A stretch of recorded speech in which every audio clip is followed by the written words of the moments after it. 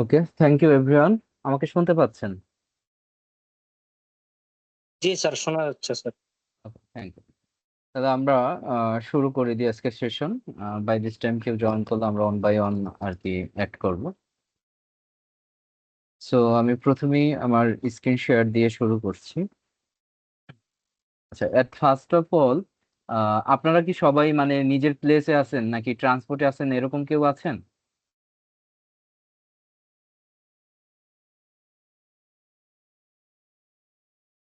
একটু রেসপন্স করবেন কাইন্ডলি। মানে সবাই ডেস্কে আছেন তো? হ্যাঁ, okay. হ্যাঁ, ডেস্ক। আহ, হ্যাঁ, রিকোয়েস্ট জি করব স্যার, ডেস্কেই আছে যার স্যার। হ্যাঁ, অনলাইন মিটিং এর কিছু রেগুলেশন আছে।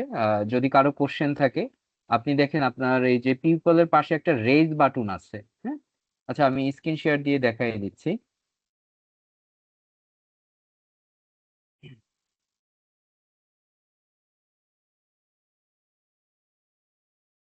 আপনারা আমার স্ক্রিনটা দেখতে পাচ্ছেন সবাই, রাইট?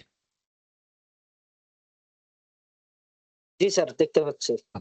এই যে পিপলের পাশে দেখবেন একটা রেজ বাটন আছে। এই রেজ বাটনে আপনি যখন ক্লিক করবেন তখন আপনার হ্যান্ড রেইজ হবে। সো আপনার কোনো কোয়ারি যখন থাকবে আপনি তখন এই হ্যান্ড রেইজ করবেন, তখন আমরা আপনাকে কোশ্চেন করব। আর ইন জেনারেল সবাই মিউট রাখবেন। যখন যার কোশ্চেন থাকবে তখনই আপনি আনমিউট করে হ্যান্ড রেইজ করলে আমরা আপনার কোশ্চেনের অ্যান্সারে চলে যাব। তাহলে আর কি নয়েজ হবে না, আমাদের সেশনটা খুব ফ্রুটফুল হবে। আর সবাইকে রিকোয়েস্ট করব, যারা ডেস্কে আছেন তারা একটা খাতা সাথে রাখবেন, একটা কলম, একটা ক্যালকুলেটর, এটা আপনার সাথে রাখবেন। এটা আমার পক্ষ থেকে আপনাদের রিকোয়েস্ট। অনেকে আমরা অনলাইন সেশনে যেটা করে থাকি, আমাদের প্রিভিয়াস এক্সপিরিয়েন্সে বলে জাস্ট লগ ইন করে ঢুকে থাকি, রেকর্ডিং তো পেয়েই যাচ্ছি। আসলে এতে আপনারা ওই ইউটিউব দেখেও অতটুকু কাভার করতে পারবেন, তাতে আপনাদের পেমেন্ট করে আপনাদের একটা কোর্স করার দরকার হয় না। হ্যাঁ? তো ভেরিয়েন্সটা হলো এখানেই, এখানে অ্যাক্টিভ থাকবেন। আপনার মনে কোনো কোশ্চেন থাকলে, কনফিউশন থাকলে আপনি সেটা ক্লিয়ার করে নেবেন। ওকে। সো আমরা আজকে ক্লাস শুরুর আগে কিছু ম্যাটেরিয়ালস আপনাদেরকে দিয়েছি। আহ, একটা হলো ইনকাম ট্যাক্স অ্যাক্ট 2023, আর একটা হলো আপনার আম, নির্দেশিকা, আর একটা হলো আপনার লাস্ট ইয়ার কোশ্চেনের অ্যান্সার সহ আমরা একটা পিডিএফ ফাইল আপনাদেরকে দিয়েছি। এই ম্যাটেরিয়ালস গুলো আপনাদের কাছে আছে তো অ্যাভেলেবেল প্রেজেন্টলি? হ্যাঁ, আমার আছে। আছে, ওকে, হ্যাঁ, থ্যাংক ইউ। আসসালামু আলাইকুম ভাইয়া, দিয়েছেন কিন্তু ওটা তো ডাউনলোড করা হয়নি। তো করবো আজকে, আপনার হ্যাঁ, হ্যাঁ, ক্লাসটা হোক। একটু হ্যাঁ, ব্যস্ততা ছিলাম। ঠিক আছে, আসসালামু আলাইকুম।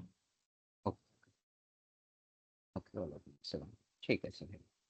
ওকে, তাহলে আমরা ক্লাসের শুরুতে চলে যাচ্ছি। আমাদের আজকের যে ক্লাসটা, এটা হলো আয়কর আইনজীবী আইটিপি পরীক্ষার প্রস্তুতি কোর্স। আপনারা দেখতে পাচ্ছেন তো, রাইট? আমার একটা প্রেজেন্টেশন এখানে দেখা যাচ্ছে। জি স্যার। জি, দেখা যাচ্ছে। Okay. এই কোর্সটা মূলত আমাদের ডিজাইন করেছে ট্যাক্স ভ্যাট মেকানিজম। এই ট্যাক্স ভ্যাট মেকানিজমের আমি একটু সংক্ষেপে 1 মিনিট টাইম নিয়ে পরিচিতিটা দিচ্ছি। এটা একটা বাংলাদেশের একটা পেশাদার ট্যাক্স এবং ভ্যাট কনসালটেন্সি ফার্ম এবং ট্রেনিং ইনস্টিটিউশন। আর এদের যে সার্ভিস গুলো থাকে, এদের সার্ভিস গুলো হলো আসলে ট্যাক্স ভ্যাট ম্যানেজমেন্ট নিয়ে এরা বিভিন্ন টাইমে ট্রেনিং দিয়ে থাকে। আরজেসি এবং বিডায় কোম্পানি রেজিস্ট্রেশন করে থাকে, কোম্পানি ট্যাক্স রিটার্ন এবং ইন্ডিভিজুয়াল ট্যাক্স রিটার্নের কাজ করে। বিন সার্টিফিকেট, টিন সার্টিফিকেট এইসবের ক্ষেত্রে এরা সাপোর্ট দিয়ে থাকে। আইআরসি, ইআরসির জন্য trade licence, RJC renewal return submission. এছাড়াও এরা ইআরপি ডেভেলপ করছে, ইআরপি এবং অ্যাকাউন্টিং সফটওয়্যার ইমপ্লিমেন্টেশনেও কাজ করছে। সো আমাদের এই ট্যাক্স মেকানিজমে কোর্স প্রশিক্ষক হিসাবে এখানে আমি রয়েছি। এই ট্যাক্স মেকানিজমের one of the managing partner আমি নিজেই। আমি এমডি সাইফুল ইসলাম, একজন আইটিপি, এবং আমি আইসিএবি থেকে সিএ করেছি। তো সিএ এখনো ফুল কমপ্লিট করতে পারিনি, সিএ পার্ট কোয়ালিফাইড। এবং বর্তমানে আমি কর্মরত আছি একটা ফাইন্যান্স কন্ট্রোলার এবং কনসালটেন্ট হিসেবে বিজেনটেক লিমিটেড। এটা হলো একটা মাইক্রোসফট, যে আছে মাইক্রোসফটের একটা পার্টনার কোম্পানি। আর আমার সাথে যিনি আরেকজন আছেন আরিফ হোসেন, উনিও একজন আইটিপি, উনিও সিএ পার্ট কোয়ালিফাইড এবং এই ট্যাক্স ভ্যাট মেকানিজমের একজন ওয়ান অফ দা পার্টনার। এবং প্রেজেন্টলি উনি এই ট্যাক্স ভ্যাট মেকানিজমের পাশে উনিও এক জায়গায় কর্মরত আছে, অ্যাকাউন্টিং বিজ এলএলসি, এটা একটা USA based accounting firm. So আমরা আজকে মূলত যে কোর্সের যে আমাদের যে অবজেক্টিভ, আজকে যে আমরা কোর্সটা করতে এখানে এসেছি, এর আসল অবজেক্টিভটা কি আমি এটা একটু আপনাদের সাথে ক্লিয়ার করতে চাই। আমাদের এখানে আয়কর আইন সম্পর্কে একটা মৌলিক আমাদের ধারণা নেওয়ার জন্য আমরা এখানে অ্যাটেন্ড করেছি, রাইট? আয়কর আইন তো আছে বিশাল, তাই না? সো এখানে আমার এই আইটিপি পাশ করার জন্য আসলে আয়কর আইনের কোন কোন পার্টটুকু আমার দরকার, হ্যাঁ, কোন কোন পার্টটুকু আমি পড়লে ইজিলি আমি আইটিপি এক্সামে পাস করতে পারবো, এর একটা ধারণা নিতেই কিন্তু আমরা এই আজকে কোর্সে অ্যাটেন্ড করেছি। সো রিকোয়েস্ট করব সবাই যাতে একটু অ্যাটেন্টিভ থাকেন, তাহলে আপনার কোর্সটাই এফেক্টিভ হবে। এবং আইটিপি পরীক্ষার সিলেবাস সম্পর্কে একটা ক্লিয়ার আমরা ধারণা দিব, এবং হিসাব বিজ্ঞান বিষয়টা আমরা ক্লিয়ার করব। এবং বাংলা এবং ইংরেজির জন্য আমাদের একটা ক্লাস আলাদা এই সেগ্রিগেট করা আছে, যেখানে আমরা বাংলা এবং ইংলিশ নিয়ে কি কোশ্চেন থাকবে সেটাও আমরা ক্লিয়ার করব। আমাদের এখানে দেখেন কোর্সে আপনারা আগেই জানেন যে আমাদের এখানে 12টা ক্লাস ডিজাইন করা হয়েছে। ক্লাসগুলো হলো আমাদের আইন বিষয় নিয়ে আপনার 9টা ক্লাস থাকবে, 2টা ক্লাস থাকবে আপনার অ্যাকাউন্টিং এ, এবং বাংলা ও ইংরেজিতে একটা ক্লাস থাকবে। মানে বাংলার জন্য আলাদা, ইংরেজির জন্য আলাদা না, এরকম নয়, আমাদের একটা ক্লাসই থাকবে, যে ক্লাসটা আমরা বাংলা এবং ইংরেজিটা ক্লিয়ার করে দেব। তো আমরা একটু সর্বপ্রথম, যেহেতু আজকে কোর্সের ফার্স্ট ডেট, তো আসলে সিলেবাস সম্পর্কে একটু ধারণা নেই। আমাদের এখানে লিখিত পরীক্ষা হবে, এবং লিখিত পরীক্ষার যে সিলেবাসটা আমাদের কি কি সিলেবাস থাকবে, আমাদের থাকবে আয়কর আইন 2023, যেটা অলরেডি আমি সফট কপি আপনাদেরকে প্রোভাইড করেছি। সো অনেকে অনেক টাইমে আমাকে একটা কোশ্চেন করেন যে ভাই, কার বইটা পড়বো, কোন লেখকের বইটা পড়লে ভালো হবে। সো আমি আপনাদেরকে একটা ইন জেনারেলি কমন একটা সাজেশন দিতে চাচ্ছি, যে আপনার এই আইটিপি পাস করার জন্য সব থেকে ভালো ওয়ে হলো যদি আপনি এই ডাটাগুলো দিয়ে নিজে প্র্যাকটিস করেন, নিজে অনুশীলন করেন। মানে আমি বুঝাতে চাচ্ছি, আয়কর আইন 2023-এর যে এনবিআর কর্তৃক যে আয়কর আইন 2023-এ দেওয়া, আপনি এটাই দেখেন। আমরা যেটা কনফিউশনে থাকি, আমরা এই আমিও করেছি বিধায় আমি আপনাদেরকে পরামর্শটা দিতে পেরেছি। আমি যখন আইটিপির এক্সাম দিয়েছি, আমি 3টা বই কিনেছি। আজকে আমার একজন অনাথ স্টুডেন্ট আমাকে নক করেছে, ভাই আমি 5টা বই কিনেছি। সো ব্যাপারটা হলো আসলে এইটাই, আপনি যতগুলোই বই কিনেন, যেটা হয় এই আয়কর আইনটাই আপনার ছাপা থাকে ওই বইয়ে, এই ফাইন্যান্স একটাই দেখবেন ওই বইয়ে আপনার ছাপা থাকবে। এরপর লাস্ট 2-3 বছরের কোশ্চেন থাকবে। আহ, আর হলো কি এর বাইরে আর তেমন কোনো কিছুই থাকবে না। হ্যাঁ। সো আমরা যেটা সাজেস্ট করব, আপনি যদি কোর্সটা ভালোভাবে করেন, আমাদের কাছেই যে করতে হবে ব্যাপারটা এমন না, যে কোনো ইনস্টিটিউটে, ট্রেনিং ইনস্টিটিউটে আপনি যদি কোর্সটা কমপ্লিট করেন এবং আপনি যদি এই ম্যাটেরিয়াল গুলো থেকে স্টাডি করেন, কারণ কোর্স যারা করাবে তারা আপনাকে লাস্ট ইয়ার কোশ্চেন সলভের সলিউশন সহ আপনাকে প্রোভাইড করবে। তাহলে সেটা যদি আপনার কাছে থাকে, এবং আপনার এনবিআর থেকে যদি আপনি ডাউনলোড করে নিতে পারেন, অথবা আপনার কোর্স ইনস্টিটিউট আপনাকে অবশ্যই ডাউনলোড করে আপনাকে প্রোভাইড করবে, income tax act, finance act. তো এইগুলা আপনার ডাটা গুলো থাকলে হবে কি, আপনার প্রস্তুতিটা মানে কনফিউশন ছাড়া আপনি প্রস্তুতিটা নিতে পারবেন। কিরকম আপনার বিভিন্ন প্রিন্টিং এ যেটা হয় আপনার এই আহ, এখানে তো আসলে এই আয়কর আইনের যারা বইগুলা লেখেন, এরা কিন্তু নিজেদের চিন্তাধারা দিয়ে না, এটা হলো কি আপনার ওই আয়কর আইনটাই জাস্ট এখানে বইয়ে প্রিন্ট করা হয়। তো প্রিন্টিং এর ক্ষেত্রে দেখা যায় কি, অনেক সময় ধারার চেঞ্জ টেঞ্জ হয়ে থাকে, আরে অমুক বইতে আছে 32 ধারা, অমুক বইয়ে আছে 30 ধারায়, তাহলে আসলে আমি কোনটা নিব? হ্যাঁ, তখন আর কি স্টুডেন্টরা আপনার কনফিউশনে পড়ে যায় যে আসলে সঠিক কোনটি। তো এই কারণে আমার সাজেশন থাকবে, কোনো বই নয়, আপনি একবারে এই যেহেতু সিলেবাস আপনার হাতে আছে, এবং এই প্রত্যেকটা সিলেবাসের জন্য আপনি পিডিএফটা পেয়ে যাবেন, তাহলে আপনি এই পিডিএফ গুলো থেকে আপনি ক্লাসের প্রত্যেকটা ক্লাস থেকে আপনি কোন আইনের কোন কোন সেকশন গুলো আপনাকে দেখতে হবে হাইলাইট করে নিবেন, এগুলো নোট ডাউন করে নিবেন, এবং ওইগুলো স্টাডি করলেই I hope you will be pass in the exam easily. এর পরের যে ব্যাপারটা থাকে, আমরা তার মান বন্টনটা একটু দেখি। মান বন্টনটা এবং টাইমিংটা নিয়ে আমাদের যে বিষয়টা এখানে আছে, যেমন আপনার একটা লিখিত পরীক্ষা হবে এবং মৌখিক পরীক্ষা হবে। তার মানে আপনার এখানে রিটেন এবং ভাইবা হচ্ছে। সো রিটেন এক্সাম হবে 3 ঘন্টার। 3 ঘন্টার এক্সামে আপনার 80 মার্কের পরীক্ষা হবে। এই 80 মার্কের ভিতরে আপনার পেতে হবে 40, তাহলেই আপনি রিটেনে পাস করবেন। আর ভাইবা যে এক্সামটা হবে, রিটেনে পাস করার পরে আপনার ভাইবা হবে। এই ভাইবায় মার্ক থাকে 20। এই ভাইবায় 20-এ যদি আপনি 10 পান, তাহলেই you will pass the final exam. So আমি এখন কোশ্চেন এক্সপেক্ট করতেছি সিলেবাস এবং পরীক্ষা নিয়ে কারো কোনো কোশ্চেন আছে কিনা, যে পরীক্ষার ধরনটা বুঝতেছেন না বা সিলেবাসটা নিয়ে আপনার ক্লিয়ার কনসেপ্ট এখনো ক্লিয়ার হয় নাই, এরকম যদি কেউ থাকেন আমাকে কোশ্চেন করতে পারেন এই টপিকে। স্যার আমার একটা প্রশ্ন ছিল স্যার। জি স্যার এই যে লিখিত পরীক্ষায় যে 80-র ভিতরে 40 পাইলে পাস, এইখানে বিষয়টা কি মানে বাংলা ইংরেজি মানে ইন্ডিভিজুয়ালি পাস করতে হবে নাকি টোটাল 80-র ভিতরে টোটাল 40 পাইলেই পাস হবে? টোটাল 80-র ভিতরে টোটাল 40 পেলেই হবে। ও, আচ্ছা ঠিক আছে স্যার, থ্যাংক ইউ স্যার। এখানে যে আপনার বাংলা ইংরেজিতে 5 মার্কে আপনার 3 পাইতে হবে বা 5-এ 5 পাইতে হবে, ব্যাপারটা তা না। আপনি সব মিলিয়ে যদি 40 পান তাহলেই আপনি রিটেনে পাস করলেন। জি স্যার, বুঝতে পারছি স্যার, থ্যাংক ইউ। আসসালামু আলাইকুম। ওয়ালাইকুম আসসালাম। হ্যাঁ স্যার, ভাইবার ব্যাপারটা কি আসলে? রিটেনে তো ধরেন এই 40 পাইলে পাস, ভাইবার তো 10 পাইলে। হ্যাঁ, ভাইবাই আসলে কি ফেল টেল করায় নাকি কেমনে কি? লাস্ট ইয়ার 7 জনের মতো ফেল করেছিল। মানে 13,000 সামথিং পরীক্ষা দিয়েছিল, এর ভিতরে মাত্র 7 জন ফেল করেছে। ও, আসলে রিটেনে 40 পাওয়া গেলে ভাইবার 10 পাওয়া কোনো ব্যাপার না। ওটা মানে হ্যাঁ, ফেল দেয় না তাই আর বোঝাচ্ছে ভাইবার কনসেপ্টটা। যে কোশ্চেন গুলো, এগুলো খুবই ইজি হয়। জাস্ট আপনি রিটেনের প্রস্তুতিটা যদি নিয়ে থাকেন তাহলে আর ভাইবার জন্য আলাদা করে তেমন কোনো প্রস্তুতির দরকার হয় না। এবং ভাইভায় আপনার কোশ্চেন গুলো হবে যেমন মনে করেন ইসের আয়ের খাত কয়টি, এরকম একটা কোশ্চেন করলো। আবার আপনাকে মনে করেন কোশ্চেন করতে পারে যে আহ, আপনাকে কনফিউশনে ফালানোর জন্য কোশ্চেন দিবে যে আপনার এই ইনকাম ট্যাক্স সম্পর্কে, ট্রেজারি চালান সম্পর্কে ধারণা আছে।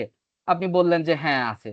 তাহলে আপনাকে কোশ্চেন করবে কনফিউশন করার জন্য, যে আচ্ছা তাহলে তো আপনি ম্যানুয়াল এগুলো করে টোরে ব্যাংকে জমা দেন, এরকম তো। এখন যদি মনে করেন আপনি না করে থাকেন, তাহলে তো আপনি বলবেন যে হ্যাঁ হ্যাঁ হ্যাঁ, আমি তো ম্যানুয়াল করেই জমা দিই। তখনই সে বুঝে যাবে যে না, এই আসলে ট্রেজারি চালান সম্পর্কে তার কোনো আইডিয়াই নাই। তখন you will fail in the exam. But যারা ট্রুলি কাজ করছে তারা জানে যে এখন আর চালান ওই ওয়ার্ডে বা এক্সেলে ম্যানুয়াল করার কোনো সিস্টেম নাই, তাই না? এখন আমাদের অনলাইনে চালান হয়। তো তখন যখন আপনি অ্যান্সার করবেন না আমার তো এখন অনলাইনে চালান করতে হয়, তখনই সে বুঝবে যে আপনি ট্রেজারি সম্পর্কে জানেন। এবং আহ একজনের ভাইবা সর্বোচ্চ আপনার 2 থেকে 3 মিনিট। এটা আমরা কর্পোরেটে যে ভাইবা গুলো ফেস করি, যে 1 ঘন্টা 1.5 ঘন্টা 40 মিনিট, এরকম কোনো ভাইবা না। এই ভাইবা আপনাকে সর্বোচ্চ 2 থেকে 3 মিনিট আপনার জন্য অ্যালোকেট করা হয়, এবং এতে 2-1টি কোশ্চেন। এক সময় তো ট্রেজারি চালানটা হাতে লিখেই ছিল। হ্যাঁ হ্যাঁ, এর জন্যই তো আপনাকে যেমন এই কোশ্চেন গুলাও করা হয়, যে ওই যদি দেখে যে তার মানে প্রেজেন্ট সম্পর্কে জানে না, তার আরো 10 বছর আগে সে প্র্যাকটিস করছে, হাতে লিখে জমা দেয়, তার মানে এখন সে টাচে নাই। এই জিনিসটা ওরা গেজ করার জন্য এরকম কিউরিসিটি নিয়ে ওরা কোশ্চেন করে।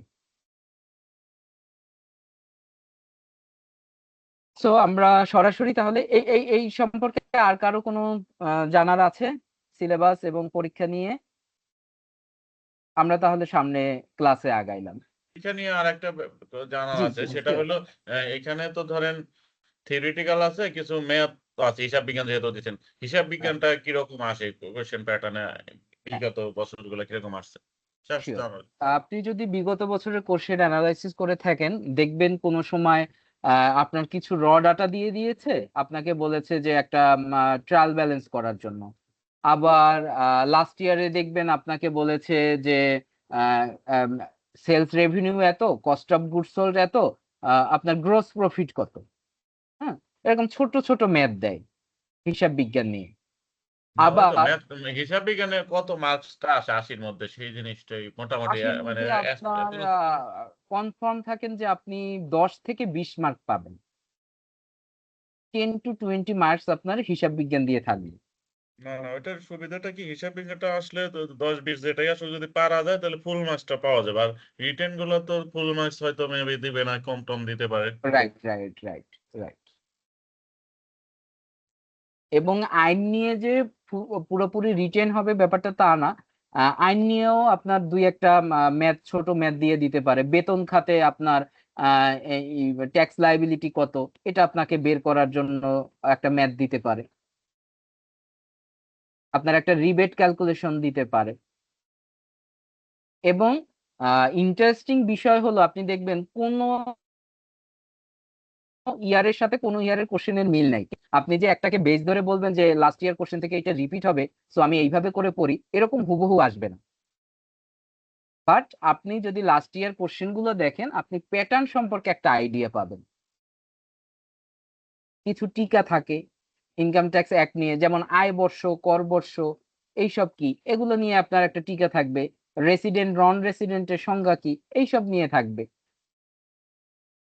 এরকম।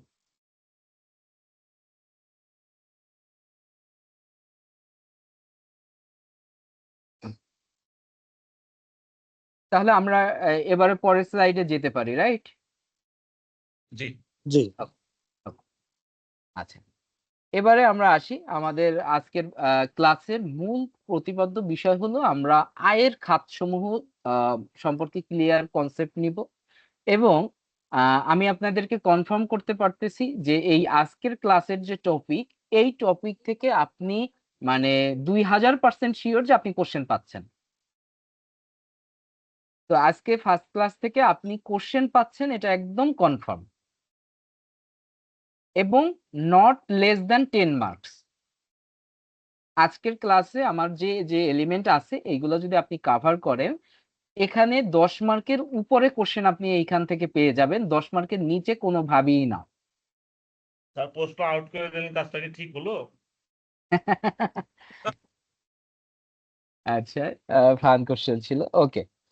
সো এখানে দেখেন আমি কিভাবে বলেছি যে এখান থেকে যে আসলেই মানে 10 মার্কের উপরে কোশ্চেন থাকবে। আসলে আমাদের আজকের টপিকটা হলো আয়ের খাত, রাইট? তো আয়ের খাত কয়টি আমরা জানি কেউ? আমরা কেউ ইনকাম ট্যাক্সের সাথে টুকটাক মানে পরিচিত আছি? 7টা না আয়ের খাত? রাইট, 7টি না আয়ের খাত? আয়ের সুদা আয়ের খাত করছিলেন স্যার 7টি, 7টা। রাইট, আয়ের খাত 7টি। এবং আমি আপনাদেরকে রিকোয়েস্ট করব যে এই আইটিপি এক্সামের কোর্সটা আপনি খুব ভালোভাবে প্রিপারেশনটা নেবেন। এই কারণে, কারণ আপনার অবজেক্টিভ কি, আপনি আইটিপি সার্টিফিকেট দিয়ে কি করবেন বলেন? আপনার দুইটা অবজেক্টিভ হতে পারে যে ভাই আমি প্রেজেন্টলি জব করতেছি, আইটিপি এটা একটা ভালো একটা আয়কর আইনজীবী, একটা সরকারি একটা সার্টিফিকেট, আমার কর্পোরেটে আমার ভ্যালু অ্যাড হবে। হ্যাঁ। সেকেন্ড অবজেক্টিভ হতে পারে যে ভাই আমি প্র্যাকটিস করতে চাই, আমি আর জব করতে চাই না, আমি নিজেই সেলফ ইন্ডিপেন্ডেন্ট হতে চাই, আমি সেক্ষেত্রে ইন্ডিভিজুয়াল ট্যাক্স রিটার্ন করব, বিভিন্ন কোম্পানির আমি ট্যাক্স রিটার্ন করব। হ্যাঁ, এটা আপনার অবজেক্টিভ হতে পারে। আপনারা অ্যালাইন আছেন আমার সাথে নাকি, না অন্য কোনো অবজেক্টিভ আছে? না, এই অবজেক্টিভ তো এই দুইটাই অবজেক্টিভ। সো এইটা যদি আপনার, যদি আমি বহুত আইটিপি আমি আমার লাইফে দেখেছি যারা আপনার এই যে চাকরি হতে আয় ক্যালকুলেট করতে পারে না, ভাড়া হইতে আয় ক্যালকুলেট করতে পারে না, সে একটা রিটার্ন কিভাবে করে সে এটা জানে না, তাহলে মানে এই রাইট। আইটিপি হয়তো আসলে আপনি ইনকাম করতে পারবেন না, আপনি নিজের স্কিলও ডেভেলপ করতে পারবেন না। সো এটাই রিকোয়েস্ট করব যে ক্লাসের সাথে আমাদের একটা একটা ক্লাসের সাথে আপনি গ্যাপ পাচ্ছেন প্রায় 7 ডেজ। এভরি স্যাটারডে আমাদের ক্লাসের প্ল্যান। সো যদি কোনো রকম একটু এদিক সেদিক হয়, হয়তো বা স্যাটারডেটা ফ্রাইডেতে ফিক্সড হবে, এরকম প্ল্যান থাকলে আমরা আগে ভাগে জানিয়ে দেবো। বাট মিনিমাম আপনারা 7 দিন টাইম পাচ্ছেন এক একটা ক্লাসের গ্যাপে। সেকেন্ড ক্লাস হতে আরো 7 দিন বাকি। তো আমার রিকোয়েস্ট থাকবে যে এই যে আজকের যে আমরা এটা কি স্যার 7টা আয়ের, জি কেউ কিছু বলতে চাচ্ছিলেন? এটা কি স্যার প্রতি সপ্তাহে একটা করে হবে ক্লাস? জি জি, ইনিশিয়াল লেভেলে প্রত্যেক সপ্তাহে একটা ক্লাস হবে। টোটাল আচ্ছা, আচ্ছা। আমাদের এই ফার্স্ট ব্যাচের ক্লাসটা উঠাইতে মিনিমাম 3 মাস সময় লেগে যাবে। ওকে। এবং একটা ভালো বিষয় আমি বলতে ভুলে গেছি, সেটা হলো আপনাদের অ্যাপ্লাই করার শুরু কিন্তু 7 তারিখ। হ্যাঁ, তো আপনারা সবাই 7 তারিখে আপনারা অ্যাপ্লাই শুরু করবেন। শুরুর দিকে যাতে পরবর্তীতে আপনার সার্ভার ডাউন থাকে, অনেকে হয় এভাবে, আমরা এরকমও দেখেছি যে লাস্ট ডেটে এসে করে সার্ভার ডাউন, তখন আর সে মিটি করতে পারেনি। তো এই ভুলটা করবেন না। 7 তারিখ থেকে 21 তারিখ ডেট, আপনারা একবারে শুরুর দিকে 7 তারিখ 8 তারিখের ভিতরে আপনারা সবাই এই অ্যাপ্লিকেশনটা করবেন। এবং আমি আপনাদের সাথে সার্কুলারটা অলরেডি শেয়ার করেছি, আবারও দেখাচ্ছি এখানে।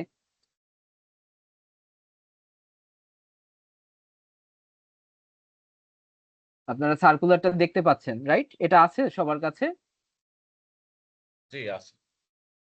এই সার্কুলারে এখানে আপনার গাইডলাইন দেওয়া আছে কিভাবে কি, এবং রিকোয়েস্ট করব আপনাদেরকে যে দয়া করে কম্পিউটারের দোকানে গিয়ে পাশে বসে আপনারা এভাবে করবেন না। আপনারা এখানে সবাই গ্রাজুয়েশন কমপ্লিট, নিজের ডাটা নিজে সঠিকভাবে ফিল আপ করুন। হ্যাঁ, এখানে আপনার এই ইয়া দেওয়া আছে, আপনার একাডেমিকে একটা দেখা গেল ভুল ইনফরমেশন রয়ে গেল, তখন আপনার এই পাশ করে গেলেও সার্টিফিকেট পেতে একটা আপনি ঝামেলায় পড়ে যাবেন। তার থেকে একটু সময় নিয়ে রিল্যাক্স টাইমে নিজেই আপনি পিসি ব্যবহার করে বা মোবাইলের মাধ্যমে আপনি যে কোনো ওয়েতে এইখানে লগ ইন করে এই নির্দেশনা অনুযায়ী আপনি ফিল আপ করবেন। এখানে যেটা দরকার মূলত সেটা হলো একটা টেলিটক সিম দরকার হবে, এবং টেলিটক সিমে 335 মেবি, হ্যাঁ 335 টাকা, রাইট 335 টাকা দরকার হবে। এইটা আর কি ওই যে মোবাইলে আপনি রিচার্জ করবেন, এই মোবাইল থেকেই আপনার অটোমেটিক আপনার এই 335 টাকা কেটে নেবে। হ্যাঁ, এবং এখানে আপনার পর্যাপ্ত মানে গাইডলাইনটা দেওয়া আছে যে আপনি কিভাবে কি করবেন। টেলিটক তারপরেও সিমটাই তো যদি নেই। কারো কোনো প্রবলেম হয় আমাদের গ্রুপে নক করবেন, আমরা আপনাকে গাইড করব। টেলিটক সিমটাই তো নাই স্যার। টেলিটক সিম দেখা গেছে সে আপনার ব্যবস্থা নাই আমি বা করে দিবানি। আপনার কোনো কলিগের আছে, হ্যাঁ আপনার পরিচিত কারো আছে, তার অ্যাকাউন্ট থেকেও কেটে নিতে পারবে, কোনো সমস্যা হবে না। এটা যে আপনার নামেই রেজিস্ট্রেশন করা টেলিটক সিম থাকতে হবে, নট নেসেসারি।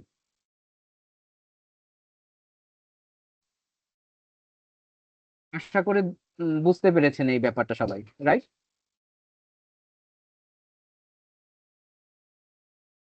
স্যার টেলিটক সিম তো নেই, আপনাদের থাকলে আপনাদের মাধ্যমে যদি করা যায় তাহলে ওটা ইউজ করা যাবে স্যার।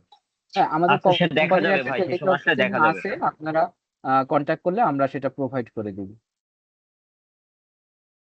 ওকে, সো ক্লাসের ভিতরেই আসলে অ্যাপ্লিকেশন প্রসিডিউরটা নিয়ে একটু কথা বলে নিলাম। তো আমরা এখন যে ব্যাপারটা দেখব যে আমার চাকরি হতে আয়। সো আমার যে 7টি আয়ের খাতগুলো কি কি একবার আমরা দেখি। যে একটা হলো চাকরি হতে আয়, আমার ভাড়া হইতে আয়, কৃষি হইতে আয়, ব্যবসা হইতে আয়, মূলধনী আয়, আর্থিক পরিসম্পদ হইতে আয়, আর হলো অন্যান্য উৎস হইতে আয়। এই 7টা আয়ের বাইরে আর কোনো আমার ইনকামের খাত নেই। হুম? এবং এই চাকরি হইতে আয় এইটা এর আগে ছিল বেতন হইতে আয়। হ্যাঁ, তো এইটা চেঞ্জ হয়ে এখন ইনকাম ট্যাক্স অ্যাক্ট 2023-এ কি এসেছে, আপনার বেতন হইতে আয়। আর এখানে যে ব্যাপারটা আছে, আপনার আমাদের ধারাগুলো উল্লেখ করা আছে, যে ধারা 32 আয়কর আইন 2023। সো আপনি যখন এই চাকরি হইতে আয় জিনিসটা পড়বেন, আপনি সাথে সাথে মাথায় সেট করে নেবেন এটা কি আপনার সেকশন 32-তে আছে। আপনি যখন ভাড়া হইতে আয় জানবেন, আপনি সাথে সাথে সেট করে নেবেন এটা আপনার ধারা 35-এ আছে। আপনি এটা আমি এই কারণে বলছি, আপনি যখন চাকরি হইতে আয় সম্পর্কে মনে করেন আপনি 3 লাইন লিখবেন, আপনি যখন ওই সময় লেখাটা শুরু করবেন যে চাকরি হইতে আয় ধারা 32 আয়কর আইন 2023 অনুসারে, তখন এটা একটা 5 মার্কের কোশ্চেন হলে আপনি পাবেন 4। আর যে শুধু চাকরি হইতে আয় লাগবে সে আয় লেখে তারপর 2-3টা পয়েন্ট দিবে, সে পাবে 5-এর ভিতরে 2 বা 3। এইখানেই কিন্তু আপনার মানে পাস মানে একটু বেটার মার্ক পাওয়া বা ইজিলি পাসটা কনফার্ম করা নির্ভর করে। সো এইটা আমার সাজেশন হলো, আপনারা যখনই এই টপিকটা লিখবেন তখনই আপনারা এই সেকশনটা সাথে সাথে মাথায় গেঁথে নেবেন যে আমার চাকরি হইতে আয় মানে ধারা 32-এ আছে। আপনারা বুঝতে পেরেছেন আমি যেটা আপনাকে বুঝাইতে চাইছি? জি স্যার, বুঝতে পেরেছি। সো আমরা চাকরি হইতে আয়টা আমরা কোথা থেকে পড়বো, হ্যাঁ, কোন বই থেকে পড়বো? আমার রিকোয়েস্ট, কোনো বই নয়, আপনি সরাসরি ইনকাম ট্যাক্স অ্যাক্টে চলে যাবেন, রাইট? যেটা আমি শুরুতেই বলেছি যে এই আপনি চাকরি হইতে আয় পড়ার জন্য আপনার অমুক পাবলিকেশন আরো ভালো প্রিন্ট, একটা নিউজ প্রিন্ট, একটা হোয়াইট প্রিন্ট আপনার দরকার নাই ভাই। আপনি সরাসরি ইনকাম ট্যাক্স অ্যাক্টে চলে যান। ইনকাম ট্যাক্স অ্যাক্টে গিয়ে আপনি অধ্যায় অনে চলে আসুন। অধ্যায় অনে চলে আসলে আপনি এখানে চাকরি হইতে আয় পাবেন কততে? সেকশন 32। এই যে দেখেন সেকশন 32। সো যাদের কাছে খাতা কলম আছে দয়া করে আপনারা এই নোটটা নিবেন যে আমার এই চাকরি হইতে আয়, আমি এইটা স্টাডি করব কোথা থেকে? এটা আমি স্টাডি করব ইনকাম ট্যাক্স অ্যাক্ট 2023-এর সেকশন 32 এবং অধ্যায় 2য় অধ্যায়। এইটা একটু কাইন্ডলি আমাকে কনফার্ম করেন একজন যে হ্যাঁ ভাই আমি নোটটা নিয়েছি।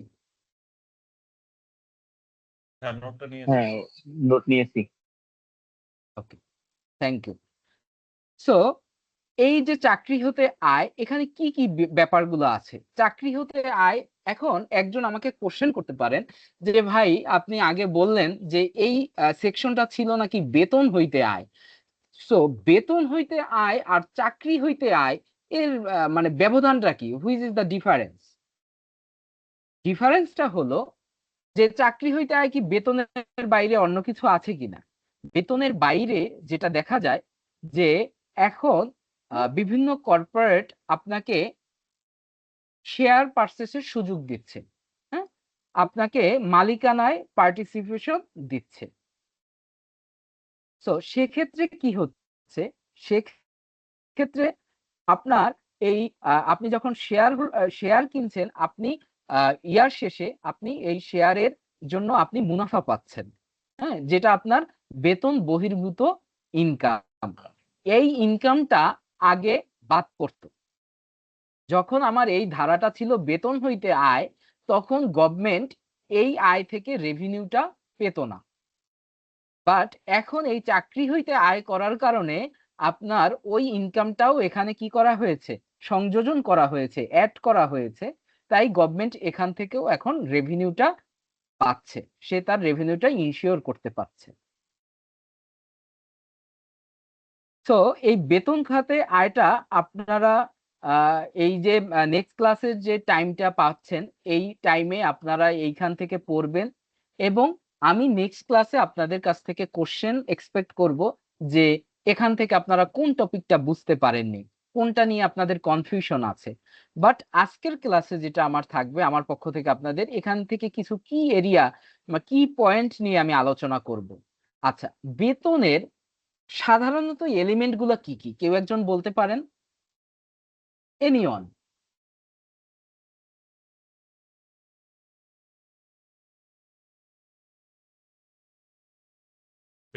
বেতনের সাথে দৈনিক ছুটির মজুরি একটা হইতে পারে। এর টাকা থাকে, তারপরে বোনাস থাকে, কি থাকে, company provident fund. Provident fund থাকে, PF fund, gratuity. Thank you. মানে আমি এটাই চাচ্ছি যাতে সবাই আর অর্জিত কি ছুটি। পার্টিসিপেশনটা থাকে। জি, থ্যাংক ইউ। সো বেতনে আসলে কি কি থাকে? আমরা একটা গ্রোস স্যালারি নির্ণয় করার সময় আমরা একটা বেসিক স্যালারি নির্ধারণ করি, রাইট? এটা কোন কোন কোম্পানি দেখবেন তার এটা আসলে অ্যাজ পার লেবার অ্যাক্ট অনুযায়ী 40-60% ভেরি করে, রাইট? সো 40-60%, কোনো কোম্পানিতে দেখবেন 50% বেসিক, কোনো কোম্পানিতে দেখবেন 60% বেসিক, কোনো কোম্পানিতে 40% বেসিক, রাইট? সো এটা যে 50%ই হতে হবে ব্যাপারটা এমন না, এটা হলো কোম্পানি টু কোম্পানি ভেরি করে।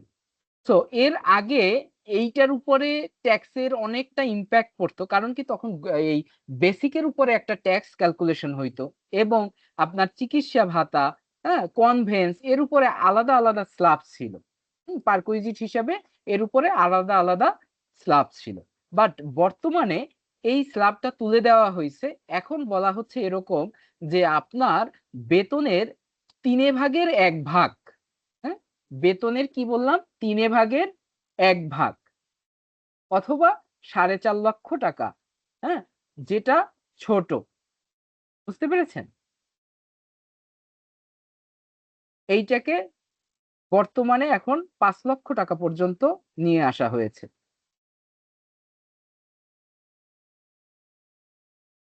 আমি যে ব্যাপারটা বললাম, এটা কি কেউ কি বুঝতে পেরেছেন? মানে কেউ ধরতে পেরেছেন আমি কি বলেছি? না বুঝলে কি বলবেন please। বেতনটা হলো আর একটু সারা বলবেন প্লিজ, বছরের যে আর একটু বেতনটা বলবেন। ওইটা 3/1 ভাগ হবে, অথবা রাইট। 5 লাখ টাকা বলে এটা যে আর যেটা একটু যেটা ছোট। বলবেন, কে বলেছিলেন, একটু নামটা বলবেন? মোহাম্মদ রিপন। ফারুক হোসাইন। হ্যাঁ, রিপন। ওকে, আমি যেটা বলতেছিলাম, আগের এই ট্যাক্স ক্যালকুলেশনটা হয়তো বেতনে এভাবে যে আপনার বেসিক স্যালারি যেটা, এটা পুরোটাই ট্যাক্সেবল।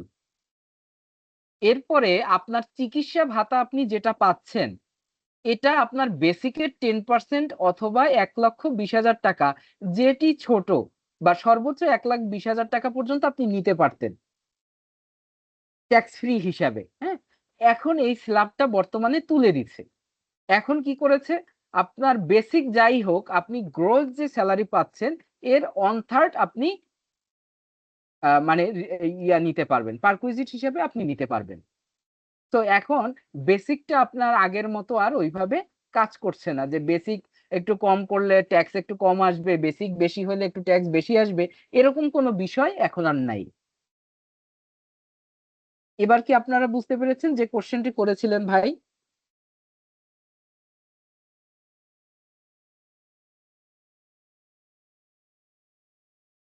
হ্যালো। হ্যাঁ, বুঝতে পেরেছি। ওকে, থ্যাংক ইউ।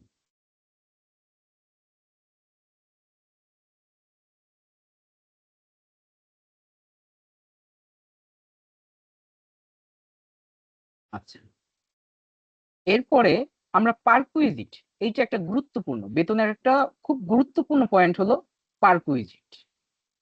এই পারকুইজিটটা আপনার একটা টিকা চলে আসতে পারে, আপনার এক্সামে আপনার একটা পারকুইজিট নিয়ে একটা টিকা আসতে পারে, অথবা একটা প্রশ্ন আসতে পারে যে পারকুইজিট বলতে কি বুঝো। তাহলে তখন আমাদের অ্যান্সারটা হবে এভাবে যে পারকুইজিট অর্থ কি, নিয়োগকর্তা, নিয়োগকর্তা মানে কি, যে কোম্পানি, যে যে আমাদেরকে নিয়োগ দিছে, আপনি এক্সিকিউটিভ, আপনি ম্যানেজার, আপনি সিনিয়র ম্যানেজার, আপনি এজিএম, আপনি হেড অফ অ্যাকাউন্টস, হ্যাঁ, আপনি সিএফও, আপনি যে হিসাবেই আপনাকে কোম্পানি নিয়োগ দিয়েছে, আপনার এই কর্মচারীকে প্রদত্ত ইনসেনটিভ বোনাস সহ যে কোনো প্রকারের পরিশোধ বা সুবিধা, তবে নিম্ন বর্ণিত পরিশোধ সমূহ ইহার অন্তর্ভুক্ত হবে না। তার মানে পারকুইজিটের আপনার কোনগুলো অন্তর্ভুক্ত হবে না?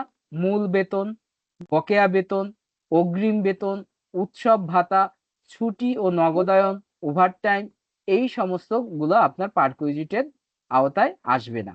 স্বীকৃত ভবিষ্যৎ তহবিল, অনুমোদিত পেনশন তহবিল, অনুমোদিত আনুতোষিক তহবিল, বার্ধক্য তহবিলে প্রদত্ত চাঁদা, এইগুলা পারকুইজিটের ভিতরে আসবেন। বুঝতে পেরেছেন ভাই? তাহলে এই আপনাদের ভাই খাতায় এক এই কথায় কি আরেকটা বলে, পয়েন্ট নেন। পারকুইজিটে এক কথায় কি? এক কথায় আপনি এই লাইনটা বলবেন যে নিয়োগকর্তা কর্তৃক কর্মচারীকে প্রদত্ত ইনসেনটিভ বোনাস সহ যে কোনো প্রকারের পরিশোধ বা সুবিধা সমূহই হলো আমার পারকুইজিট। তবে এর ভিতরে আপনি এইভাবে আইন অনুযায়ী ব্যাখ্যাটা দিবেন যে তবে এর ভিতরে এই কয়টা পয়েন্ট আপনার অন্তর্ভুক্ত হবে না।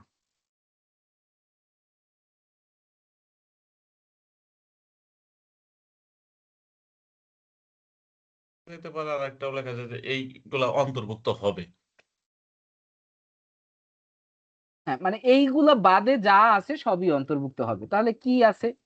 সকল প্রকার ভাতা, পারকুইজিট, এনুইটি, বোনাস এবং সুবিধা, এই যেমন যেমন মূল বেতনের যে সংজ্ঞাটায় যেগুলো আছে, হ্যাঁ, এইগুলো। সো আপনি যখন লিখবেন, আমার সব থেকে মানে বেস্ট পরামর্শ হলো একদম আইনের ভাষায় আপনি যখন তুলে ধরবেন, যেহেতু এই কোর্সটা কোনো একাডেমিক কোর্স না, এটা আয়কর আইনজীবী কোর্স, তাহলে আপনার লেখার ধরনটাও আইনের ভাষায় হওয়াটা জরুরি। কাকে বলে, কত প্রকার, কি কি, আপনি এইভাবে আয়কর আইনজীবী কোর্সে এইভাবে আপনি আপনার অ্যান্সারকে ডিজাইন করবেন না। যেমন যদি কোশ্চেন আসে আয়ের খাত কয়টি এবং কি কি, কোশ্চেন আসবে এভাবে। বাট আমরা একাডেমিকে কি করতাম, যে আয়ের খাত 60টি, চাকরি হইতে আয়, ভাড়া হইতে আয়, এইটাকে বলা হয় একাডেমিক লেভেলের যে অ্যান্সার আমরা দিয়ে আসছি। বাট এই আয়কর আইনজীবীর কোশ্চেন আসবে এই একই স্টাইলে, বাট অ্যান্সার হবে ভিন্ন স্টাইলে।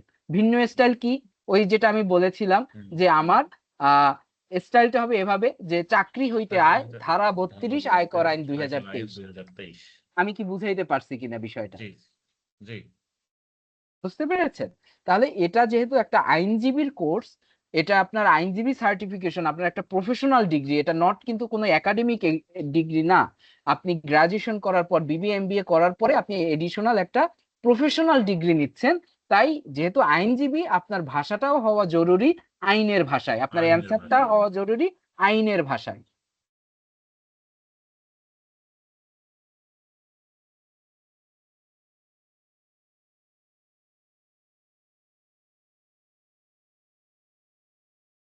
ওকে,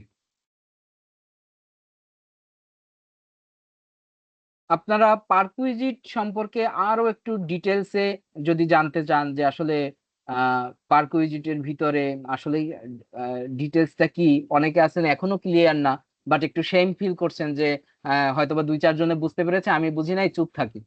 হ্যাঁ, দেখা যাক। তাদের জন্য আমি আবার বলছি যে ঠিক আছে, বাট আপনি যেটা এখন সেই পায়ে আপনি কোশ্চেন রেজ করতেছেন না, আপনাদেরকে আমি বলছি আপনারা এই পয়েন্টটা নোট নিন, এই যে 33 নাম্বার পয়েন্টটা, এইটা স্টাডি করুন, এইটা নিয়ে আমাকে কোশ্চেন করুন, তখন আপনার পারকুইজিট কনসেপ্টটা টোটালি ক্লিয়ার হয়ে যাবে।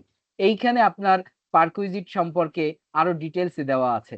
আমি যদি একটু এইটার বাহিরে আপনাদেরকে বলি কিরকম হয়, আমি একটু মানে একটু ঢেকে দিলাম, ঢেকে আপনাদেরকে আমরা এখানে আসি। হ্যাঁ, আমরা এখানে বলি যে আসলে পারকুইজিটে আমরা দেখি কি, আমাদের বিভিন্ন বস যারা একটু সি লেভেলে জব করে, তাদেরকে কোম্পানি গাড়ি দেয়, রাইট? আপনারা কেউ বর্তমানে মানে জবে আছেন, এরকম কেউ আছেন এখানে? জি আছে। ওকে, তাহলে আমরা আহ, আহ, আমরা কি দেখি, আমরা আমরা এখানে কোম্পানিতে যারা মানে হেড অফ দা ডিপার্টমেন্ট আছে, হ্যাঁ, এজিএম আছে, এদেরকে দেখি না যে কোম্পানি কি করতেছে, তাদের বেতনের পাশাপাশিও তাদেরকে একটা গাড়ি দিচ্ছে, রাইট? এরকম আমরা নিজেদের কোম্পানিতে না দেখলেও অন্য কোম্পানিতে দেখি, বড় বড় মাল্টিন্যাশনাল কোম্পানিতে আমরা দেখি যে হ্যাঁ অমুক কোম্পানিতে উনি এজিএম হিসেবে আছে, ওনাকে আবার কোম্পানি গাড়ি দিচ্ছে, হ্যাঁ, ড্রাইভার দিচ্ছে, রাইট? আবার কি দিচ্ছে, অনেককে বলতেছে যে বাসা ভাড়াও দিয়ে দিচ্ছে, কোম্পানি কি করতেছে, একটা বাসা তার জন্য রেখে দিয়েছে, ওই বাসায় তিনি থাকবেন, তার বাসা ভাড়া দিচ্ছে কোম্পানি, সে কিন্তু মান্থলি বেতনও পাচ্ছে, আবার তাকে বাসা ভাড়াটাও যে পেমেন্ট ডেস্কে আছে তাকে বলা হচ্ছে তার বাসার ভাড়াটা দিয়ে দাও, রাইট? তার মানে কি, তার তার সাথে নিয়োগকর্তার যে এগ্রিমেন্ট হয়েছে, তার সাথে যে অ্যাপয়েন্টমেন্ট লেটার ছিল, ওই অ্যাপয়েন্টমেন্ট লেটারে তার এই পারকুইজিট সমূহ উল্লেখ করা ছিল, যে সে এই বেতনের বাহিরে, বেতনের অন্তর্ভুক্ত পারকুইজিট হিসেবে সে একটা গাড়ি পাবে উইথ ড্রাইভার, সে আপনার একটা বাসা পাবে। এই যে বাসা পাওয়া, হ্যাঁ, এই যে গাড়ি পাওয়া, এইগুলোকেই কি বলা হয়, মূলত পারকুইজিট সুবিধা বলা হয়। এবার কি আপনারা বুঝতে পেরেছেন, যারা এর আগে কনফিউশনে ছিলেন? হ্যাঁ বুঝতে পেরেছি। হ্যাঁ, বুঝতে পেরেছি। তাহলে দেখেন, আমি যে কথাগুলো বলেছি ওইগুলাই এখানে আসছে, যে পারকুইজিট ভাতা সুবিধা ইত্যাদি কি কি। আসলে এই যে আবাসন সুবিধা, মোটর গাড়ির প্রতি যে সুবিধাটা থাকে, এরপরে অন্য কোনো পারকুইজিট বা ভাতা যদি থাকে তাহলে সেটাও এখানে আসবে। সরি, ওকে। আর একটা পয়েন্ট আমি বলতে চাচ্ছি, যেটা আমি এই চাকরি হতে আয় আলোচনার শুরুতেই আমি আপনাদের সাথে আলোচনা করেছিলাম, যে ভাই এটা এর আগে এই ইনকাম ট্যাক্স অ্যাক্ট 2023 আসার আগে এই আয়ের খাতটি ছিল বেতন খাতে আয়, আর এখন হয়েছে চাকরি খাতে আয়। এর পার্থক্য হলো এই 34 সেকশন, কর্মচারী শেয়ার স্কিম হইতে অর্জিত আয় নির্ধারণ। এই জিনিসটা অ্যাড হয়েছে, যেটা এর আগে ছিল না। বুঝতে পেরেছেন ভাইরা? জি। তো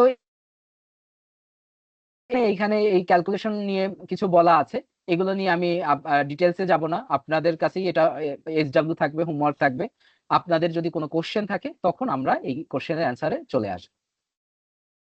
এবং আপনাদের কাছে একবারে কমনলি একটা রিকোয়েস্ট করব, আপনি যে কোচিংই করেন না কেন, কোনো কোচিংই কিন্তু আপনাকে একবারে হুবহু সব যে মানে কোচিং এর আশায় আপনি বসে থাকবেন আর আপনি পাশ করে যাবেন, ব্যাপারটা তা নয়। কোচিং থেকে আপনি সর্বোচ্চ চেষ্টা করবেন আপনার কনফিউশন গুলো ক্লিয়ার করার, আপনার প্রপার গাইডলাইন নেওয়া, যে আমি কোন কোন সেকশন গুলোয় জোর দিব, কোন কোন সেকশন গুলো দেখবো। আমি তো ট্যাক্স লাইবিলিটি ক্যালকুলেট করতে পারছি না ভাইয়া, আমি বাসায় একটা প্র্যাকটিস করেছি, আমি এখানে আটকা পড়েছি, একটু আমার এটা দেখে দিবেন। হ্যাঁ, আমরা এক্সপেক্ট করব যে আপনাদের কাছ থেকে এরকম ফিডব্যাক। হ্যাঁ, তাহলেই আপনি আইটিপি এক্সামও পাস করতে পারবেন এবং আপনার প্রিপারেশনটাও খুব ভালো হবে, এবং আপনার পরবর্তীতে আপনি আইটিপি হওয়ার পরে আপনি প্র্যাকটিসে গিয়েও কিন্তু আপনার এগুলাই আসবে। আপনি এই সব এই সেকশনেরই ইমপ্লিমেন্ট গুলো আপনার করতে হবে। সো আমি পরের স্টেপে যাই, যে ভাড়া হইতে আয়। হ্যাঁ, বেতন হইতে আয় বা চাকরি হইতে আয়, এই নিয়ে কি কারো কোনো কনফিউশন আছে কিনা, আমরা এটা আগে ক্লিয়ার করি। না, এখন আর কনফিউশন নেই।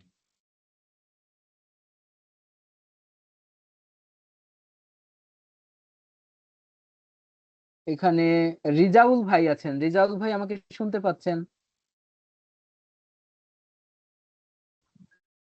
জি জি। আপনি চাকরি হতে আয় টোটালটা ক্লিয়ার হয়েছেন? জি অবশ্যই, হ্যাঁ। কোনো কনফিউশন? নো ভাই। চাকরি হতে আয় কোন ধারায় আছে একটু কাইন্ডলি বলেন।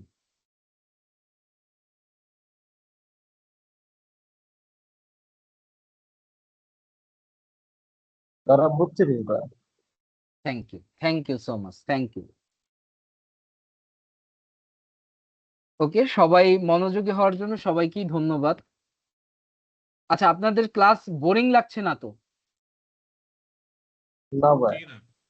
ভালোই লাগতেছে ভাই, নতুন জিনিস শিখতেছি, ভালোই লাগতেছে। Thank you. তো আমরা নেক্সট আলোচনার বিষয় হলো ভাড়া হইতে আয়। ভাড়া হইতে আয় কি জিনিস? হ্যাঁ, মানে আমরা তো যারা চাকরি করি আমরা বুঝলাম যে চাকরি হইতে আমরা আয় করি। ভাড়া হইতে আয়, আয় আবার কি জিনিস? ভাড়া হইতে আয় হইতে পারে আপনার ফ্ল্যাট আছে, রাইট, আপনার বাড়ি আছে, আপনি সেখান থেকে ভাড়া পাচ্ছেন। যেমন যারা বাড়িওয়ালা আছে, ঢাকা শহরে যারা আছে, চিটাগাং শহরে যারা আছে, হ্যাঁ, তারা কি করেন, তাদের একটা অন্যতম আয়ের উৎস হলো ভাড়া হইতে আয়। হ্যাঁ, এটা যে শুধু বাড়ি থেকেই আয় হবে ব্যাপারটা তা না, এটা বিভিন্ন প্রপার্টিজ ভাড়া থেকেও আয় হইতে পারে। বুঝতে পেরেছেন? মানে ভাড়া আয়ের কনসেপ্টটা কি ক্লিয়ার কিনা আপনারা, যে ভাড়া হইতে আয় কি জিনিস? একটু রেসপন্স করবেন কাইন্ডলি, ইয়েস নো, বেশি কথা তো আমিই বলছি তাই না? হ্যাঁ, ক্লিয়ার। Okay. তাহলে দেখেন, আমি যে কথাটা বলেছি যে এটা আছে কোথায়, তৃতীয় অধ্যায়, হ্যাঁ, থার্ড চ্যাপ্টার। সো এখন যাদের কাছে খাতা কলম আছে তাদেরকে আবার একটু রিকোয়েস্ট করব আর একটা নোট নেওয়ার জন্য, যে আপনারা এটা একটু কাইন্ডলি নোট নেবেন, যে ভাড়া হইতে আয় section 35, chapter third chapter, income tax act 2023। এইটা একটু নোট নেন প্লিজ।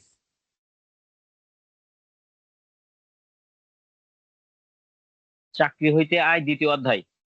চাকরি হইতে আয় দ্বিতীয় অধ্যায় ধারা 32, ভাড়া হইতে আয় ধারা 35 চ্যাপ্টার 3।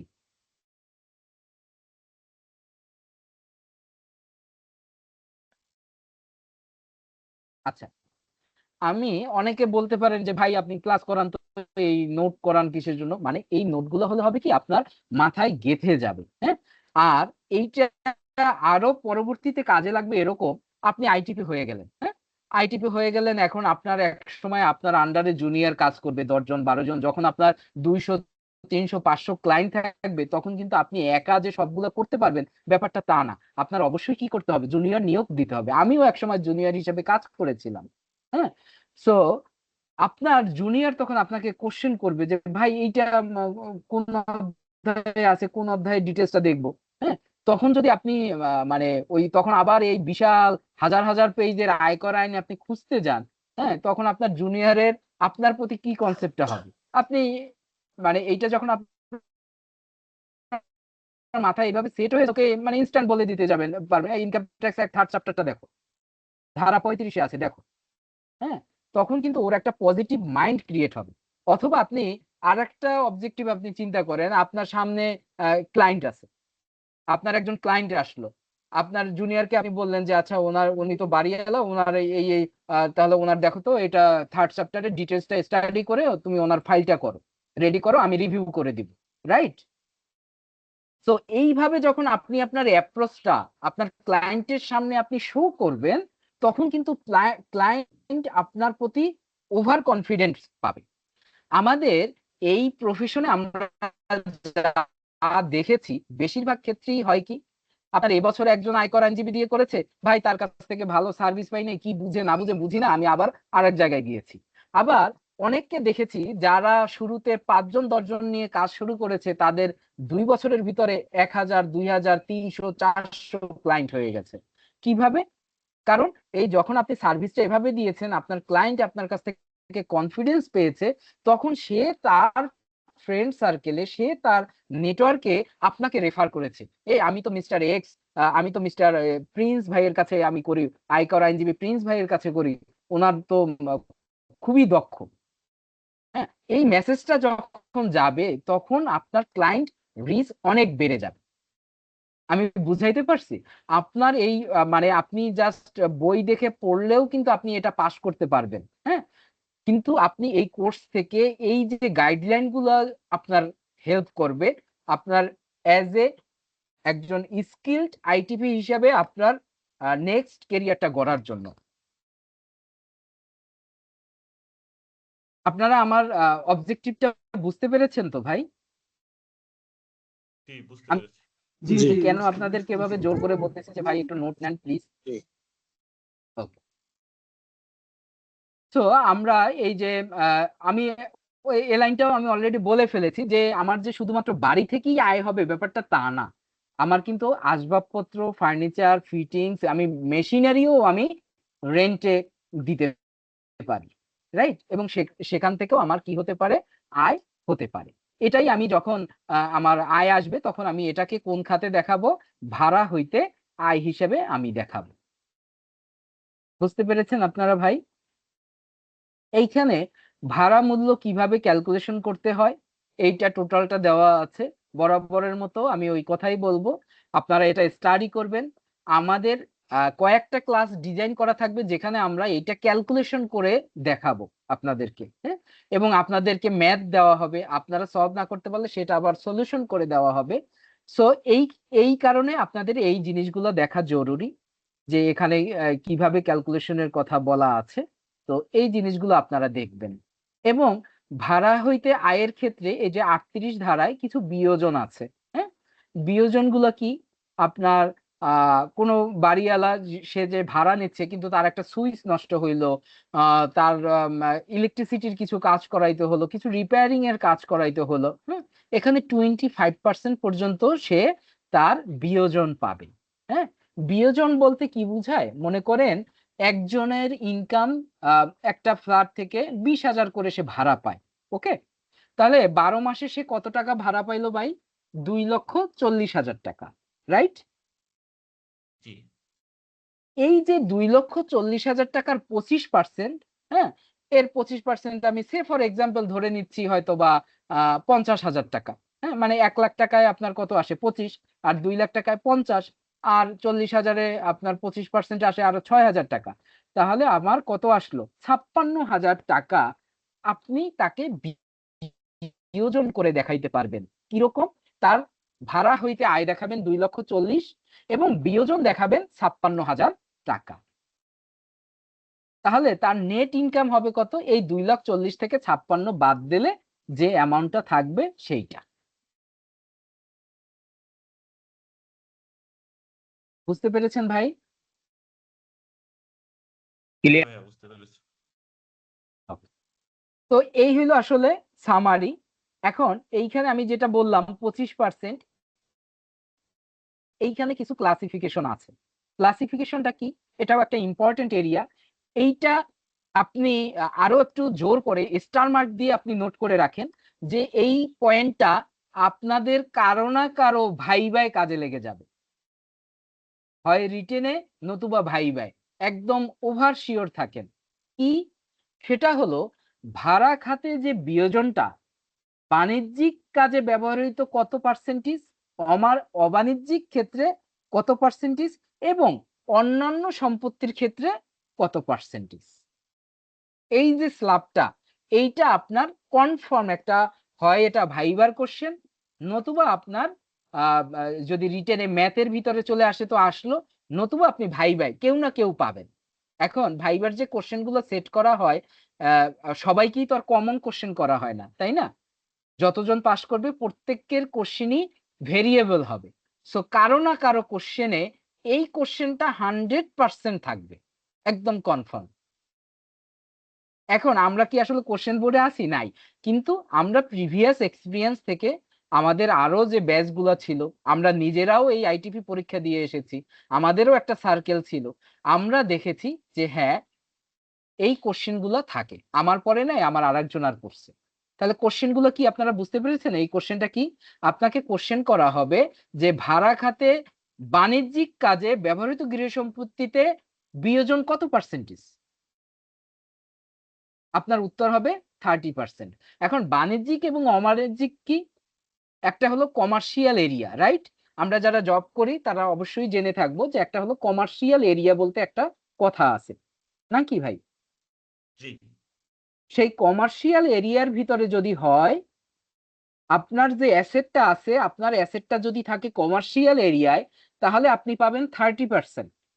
বাট আপনার যে এরিয়াটা, এটা যদি হয় অবাণিজ্যিক এরিয়া, তাহলে আপনি পাবেন 25%। বুঝতে পেরেছেন? মানে আপনি বাসা ভাড়া দেন আর আপনি অফিস ভাড়া দেন, দুইটাই ভাড়া। একটা হলো কমার্শিয়াল, যেটা আপনি অফিস ভাড়া দিচ্ছেন, আর যেটা আপনি মানুষকে থাকার জন্য দিচ্ছেন সেটা হলো আপনার নন কমার্শিয়াল, মানে অবাণিজ্যিক। আপনারা কি বুঝতে পেরেছেন ভাই? জি ভাইয়া বুঝতে পেরেছি। কারো কোনো confusion? No. Okay, thank you. So timely যদি সবাই জয়েন করে, তা তো হয় না, মানে পরে পরে।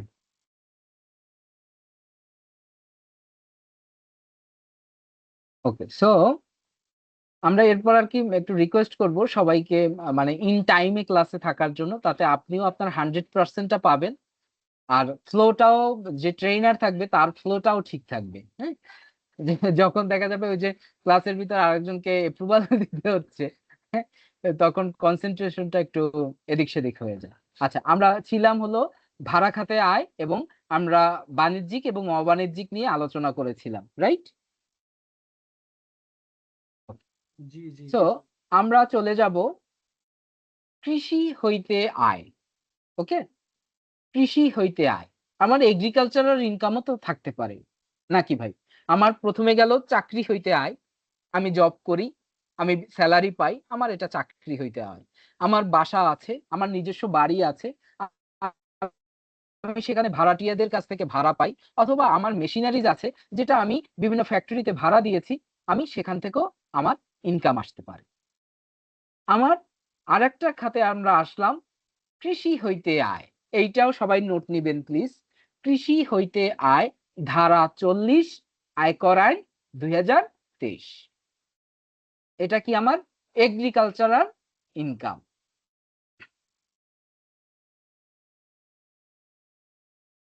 আমরা নোট নিয়েছি ভাই।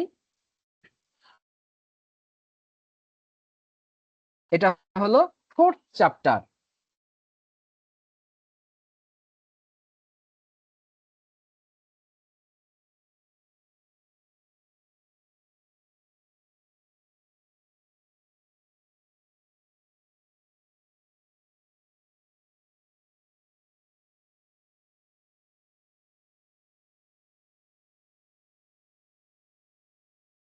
আমাকে শোনা যাচ্ছে ভাই?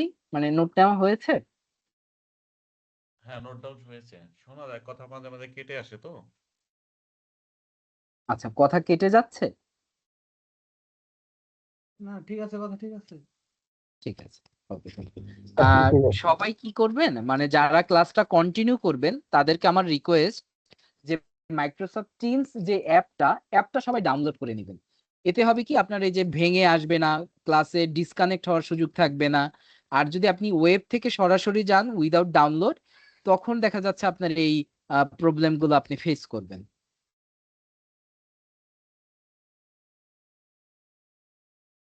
সো আমরা এখন আসলাম এগ্রিকালচারাল ইনকামে, কৃষি হইতে আয়। হ্যাঁ? কৃষি হইতে আয়ে আমার কি কি আছে? কৃষি হইতে আয়ে একটা ইম্পর্টেন্ট টপিক, আমি এই যে এখন প্রেজেন্টলি যেটা দেখাচ্ছি একটা ইম্পর্টেন্ট টপিক, এই যে আমি সিলেক্ট করলাম যে কোনো ব্যক্তি কর্তৃক উৎপাদিত বা প্রক্রিয়াকৃত চা এবং রাবারের বিক্রয়লব্ধ অর্থের 40% হলো ব্যবসা আয়, 60% হলো কৃষি আয় বলিয়া গণ্য হবে। এইটা একটা ভাইবা কোশ্চেন, অথবা রিটেনের কোনো টিকা, অথবা একটা 2 মার্কের একটা কোশ্চেন।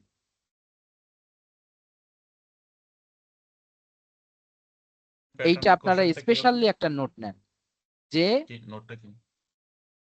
কোনো ব্যক্তি কর্তৃক উৎপাদিত বা প্রক্রিয়াকৃত চা এবং রাবার, মানে যারা টি ইন্ডাস্ট্রি এবং রাবার ইন্ডাস্ট্রি, এদের যে ইনকাম, এদের যে সেলস ইনকাম, এই সেলস ইনকাম তারা টোটালি বিজনেস ইনকামও দেখাতে পারবে না, আবার টোটালি তারা এগ্রিকালচারাল ইনকাম হিসাবেও শো করতে পারবে না। তাদের টোটাল ইনকাম যদি মনে করেন 100 কোটি টাকা তাদের রেভিনিউ হয়, তাহলে তার 40 কোটি টাকা রেভিনিউ দেখাতে হবে যে তার বিজনেস খাতায় ইনকাম হয়েছে, আর 60% তার দেখাতে হবে তার কৃষি খাতে এগ্রিকালচারাল ইনকাম তার হয়েছে।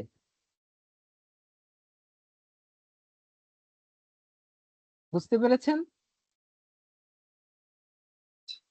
জি, বুঝতে পেরেছি। আচ্ছা, এইটার ব্যাখ্যাটাও আমি একটু ক্লিয়ার করি আপনাদের যে কেন। কারণ এই এগ্রিকালচারাল খাতে আপনার ট্যাক্সেশন বেনিফিট একরকম, বিজনেস খাতে আপনার ট্যাক্সেশন বেনিফিট একরকম, রাইট? আমি যদি টোটালটাকে বিজনেস বলি তাহলে আমার বেশি ট্যাক্স ক্যালকুলেট হয়ে যেতে পারে, আবার যদি টোটালটাকে আমি এগ্রিকালচার বলি তাহলে গভর্নমেন্ট রেভিনিউ অনেক কম পেতে পারে। মানে আমরা যে যার অবস্থান থেকে ট্যাক্স পেয়াররা যত ট্যাক্স দিব, আমাদের যেটা খরচ এটাই কিন্তু গভর্নমেন্টের রেভিনিউ, রাইট? সো ট্যাক্সের আইনটা হওয়া উচিত এরকম যাতে গভর্নমেন্টেরও লস না হয়, আবার যাতে যে ট্যাক্স পেয়ার থাকবে সেও যাতে লসের সম্মুখীন না হয়। বুঝতে পেরেছেন? কারণ এই টি টি এর ক্ষেত্রে কি হয়, আপনার যদি চা বাগান না থাকে তাহলে কি আপনি টি বিজনেস করতে পারছেন? এটা উৎপাদন করতে পারবেন আপনি?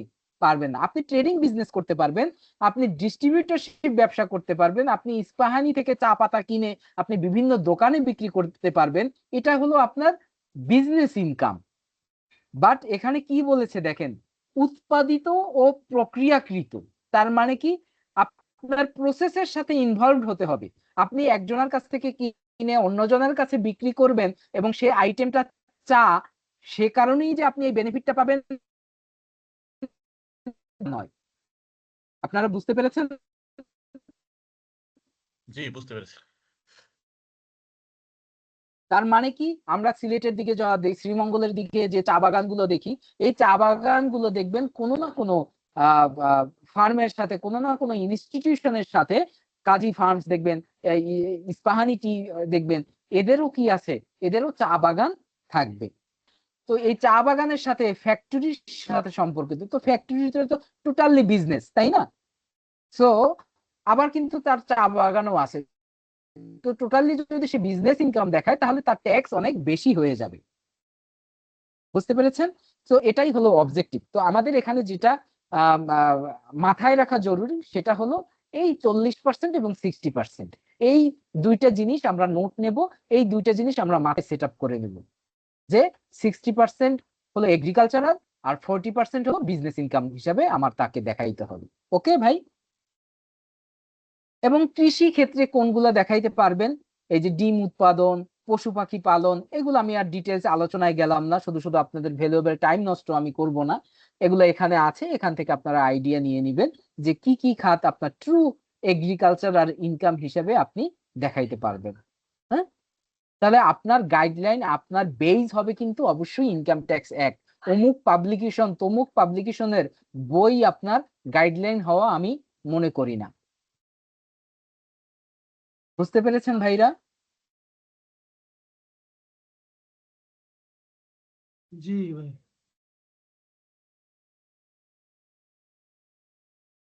তো আমরা নেক্সট টপিকে আসি। আমাদের হলো বিজনেস খাতে ব্যবসা হইতে আয়। এটাও আমরা নোট নিয়ে নেব, যে এটা আমাদের ধারা 45। এটা আমাদের কি ভাই? ধারা কত ভাই? ধারা 45, আয়কর আইন 2023। আমরা একটু আবার রিক্যাপ করি। চাকরি হইতে আয় আমার ধারা 32, আমার ভাড়া হইতে আয় ধারা 35, আমার কৃষি হইতে আয় ধারা 40, আমার বিজনেস হইতে আয় আমার ধারা 45। রাইট? আমরা যে কোনো একজন একটু এই চাকরি হইতে আয় থেকে ব্যবসা হইতে আয় পর্যন্ত একটু উইথ ধারা আমরা একটু রেফারেন্স সহ যে কোনো একজন একটু বলি। চাকরি হতে আয় হচ্ছে 32 ধারা আয়কর আইন 2023, ভাড়া হচ্ছে 35 ধারা আয়কর আইন 2023, কৃষি হচ্ছে 40, ব্যবসা ধারা 35 45, কোনটা ভাই? ধারা জি, 35 ভাড়া হতে আয়। That's great. আর ব্যবসা হচ্ছে শামীম 45। আহমেদ নামে আমি, হ্যাঁ থ্যাংক ইউ ভাই। শামীম আহমেদ নামে একজনকে আমি দেখতে পাচ্ছি। শামীম আহমেদ, আহ ভাই আপনি বলেন ভাড়া হইতে আয় কোন ধারায় আছে? আমাকে শুনতে পাচ্ছেন শামীম আহমেদ?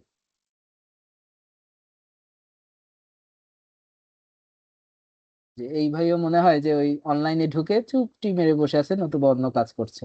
ওকে, ইয়াসিন আরাফাত ভাই আছেন? ইয়াসিন আরাফাত ভাই,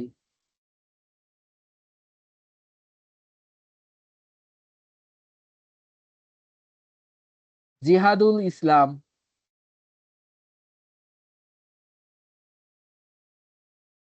হ্যাঁ ভাই বলেন। হ্যাঁ আপনি বলেন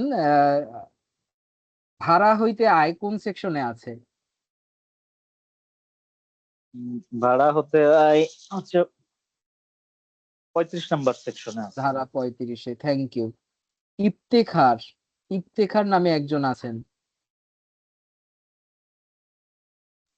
জি স্যার, বলেন স্যার। চাকরি হইতে আয় বলুন আপনি স্যার কোন আয়কর ধারায় আইনের আছে? ধারা 32 স্যার। থ্যাংক ইউ ভাই, থ্যাংক ইউ। জি আর স্যার। একটা কমনলি আমি বলতে পারি যে আপনারা আমাকে ভাই হিসেবেও আহ, আহ, ইয়া করতে, সম্বোধন করতে পারেন, not necessary to tell sir. হ্যাঁ, এতে হবে কি, মানে যখন আপনার ভাই ভাই রিলেশন হবে, তখন আপনার কোশ্চেন করাটা ইজি হবে। হ্যাঁ, আর যখন আপনার স্যার স্টুডেন্টের মতো আপনার সম্পর্ক হবে, তখন দেখা গেছে সেম ফিল করবেন। হ্যাঁ, বাট আপনার সেশনটা অতটা ফ্রুটফুল হবে না। আমি এমন কেউ না যে আমাকে স্যার বলেই আপনাকে সম্বোধন করতে হবে। হ্যাঁ, মানে ইন জেনারেল আমি সবাইকে বলে দিলাম। হ্যাঁ, ওকে। তাহলে আমরা পরের সেশনে যাই, যেটা আমাদের এখন আলোচনার বিষয়, ব্যবসা হইতে আয়। হ্যাঁ, ধারা 45। তাহলে ধারা 45-এ আমরা কোথায় পাবো ভাই? ধারা 45 আমরা চলে যাব ইনকাম ট্যাক্স অ্যাক্টে, পঞ্চম অধ্যায়, রাইট? আমরা এটা একটু নোট নিয়ে নিই সবাই। নোট অলরেডি মনে হয় নিয়ে নিয়েছি আমরা, নাকি?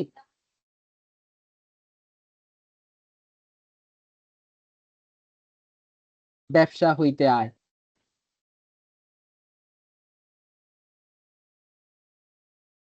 এটা খুবই ইম্পর্টেন্ট একটা এরিয়া, ব্যবসা হইতে আয়।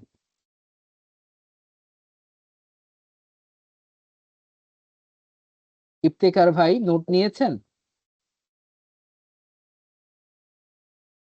জি স্যার, নিয়েছি স্যার।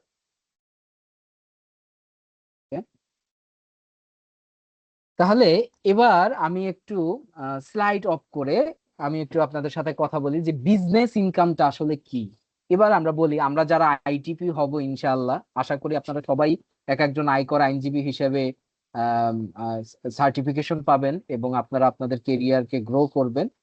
এবং আহ, আমরা যখন আপনারা যখন ফিল্ড যখন প্র্যাকটিস করবেন, তখন আপনাদের ক্লায়েন্ট থাকবে দুই ধরনের, রাইট? একটা হবে ইন্ডিভিজুয়াল, আর একটা হবে কোম্পানি, রাইট? ভাই আমার এই লাইনটা কেউ বুঝতে পেরেছেন বা বুঝতে পারেন নাই এমন কেউ হ্যাঁ, আছেন? একজন ব্যক্তি হবে আর একটা প্রতিষ্ঠান হবে। Right, right, right. সো ব্যক্তির ক্ষেত্রে, একজন ব্যক্তির ক্ষেত্রে আপনার সব ধরনের ইনকাম থাকতে পারে। এই 7টা আয় একজন ব্যক্তির ক্ষেত্রে আপনারা পাবেন। আর বিজনেস ইনকামটা, এটা ব্যক্তির ক্ষেত্রে কখন পাবেন? যখন কিনা তার ব্যবসায় প্রতিষ্ঠানের ধরন হবে এক মালিকানা ব্যবসায়, জাস্ট ট্রেড লাইসেন্সের উপর বিজনেস করে। আর শুধু বিজনেস ইনকাম থাকবে অমুক লিমিটেড, XYZ লিমিটেড, হ্যাঁ, ABC লিমিটেড। বুঝতে পেরেছেন? তার মানে হলো এই যে সমস্ত প্রাইভেট লিমিটেড কোম্পানি অথবা পাবলিক লিমিটেড কোম্পানি আরজেসির আন্ডারে যারা অন্তর্ভুক্ত, তাদের আয়টাই আমরা ক্যালকুলেট করব এই বিজনেস ইনকাম দিয়ে। ধারা কত ভাই? ধারা 45। বুঝতে পেরেছেন ভাই?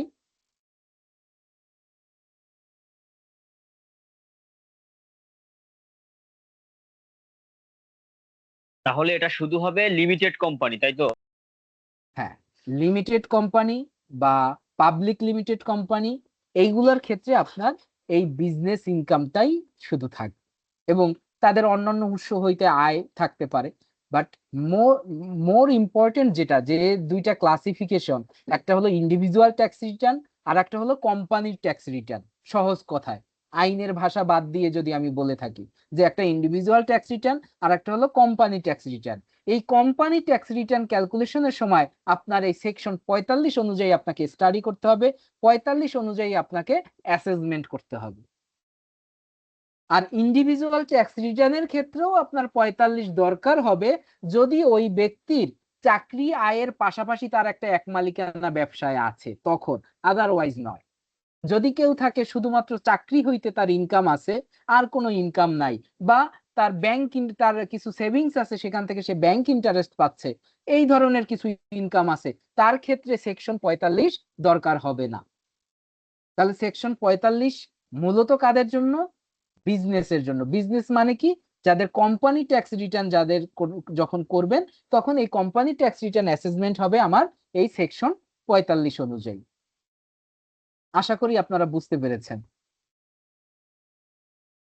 তাহলে কি মানে আমি যেটা বললাম যে সেকশন 45টা অনেক ইম্পর্টেন্ট, মানে কি ইন্ডিভিজুয়ালের থেকে কোম্পানি ট্যাক্স অ্যাসেসমেন্টের এরিয়াটা অনেক বড় না ভাই? জি বড়। অনেক বড়। তাই আমার এই এরিয়াটায় খুব ভালো করে মানে অ্যাটেনশন দিতে হবে, খুব ভালো করে স্টাডি করতে হবে, হ্যাঁ, যাতে আমরা কোম্পানি ট্যাক্স অ্যাসেসমেন্ট ও আমরা কি করতে পারি, অ্যাসেসমেন্ট করতে পারি, অ্যাসেস করতে পারি, যাতে কোম্পানি ট্যাক্স রিটার্ন ফাইল করতে পারি।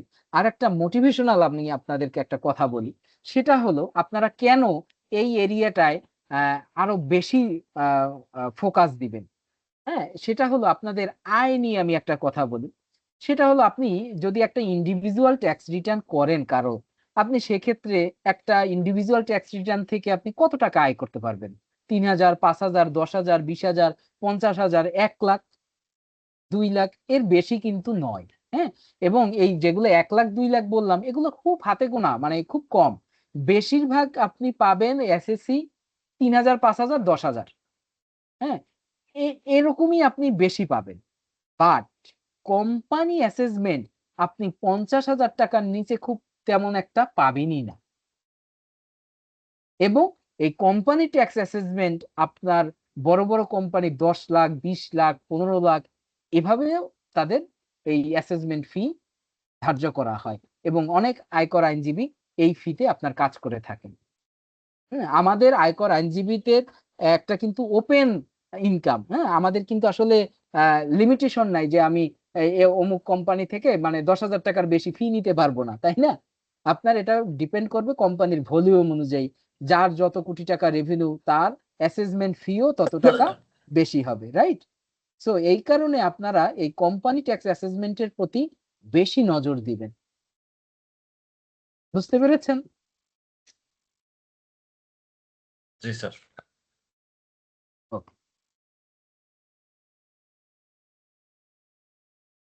সো এখানেও কিছু আপনার বিয়োজন থাকবে। হ্যাঁ, ব্যবসায় খাতে আমরা যেটা আলাপ করেছিলাম যে আমাদের এর আগে পেয়েছিলাম বিয়োজন কোথায়, আমরা বলতে পারেন কেউ একজন ভাড়া খাতে, রাইট? কমার্শিয়াল এবং অবাণিজ্যিক ক্ষেত্রে এবং অন্যান্য ক্ষেত্রে 10% আমরা কিছু বিয়োজন পেয়েছিলাম। এক্ষেত্রেও আমার এই বিজনেস খাতেও কিছু বিয়োজন থাকবে। আমরা এটা একবার পরে এখান থেকে আমরা দেখব। এবং এই কোম্পানি ট্যাক্স অ্যাসেসমেন্টের জন্য আমি আজকে আবার আপনাদের একটা পরিপত্র শেয়ার করে দিব যে কোম্পানি ট্যাক্স অ্যাসেসমেন্টের রেট কত, কোন কোম্পানির ক্ষেত্রে কত, 10%, 20%, 30%, নাকি 27.5%, কার জন্য কত। হ্যাঁ, এটার জন্য আমরা আপনাদেরকে আজকের ক্লাস শেষে পরিপত্র যে আছে পরিপত্রটাও আমরা আপনাদেরকে শেয়ার করে দিব। হ্যাঁ, সো আমরা এই বিজনেস ইনকাম নিয়ে আলাদাই আর একটা ক্লাস আমরা আরো একটা করব। আমাদের যে আইনের যে 9টা ক্লাস, এর ভিতরে আপনার আরো একটা ক্লাস থাকবে।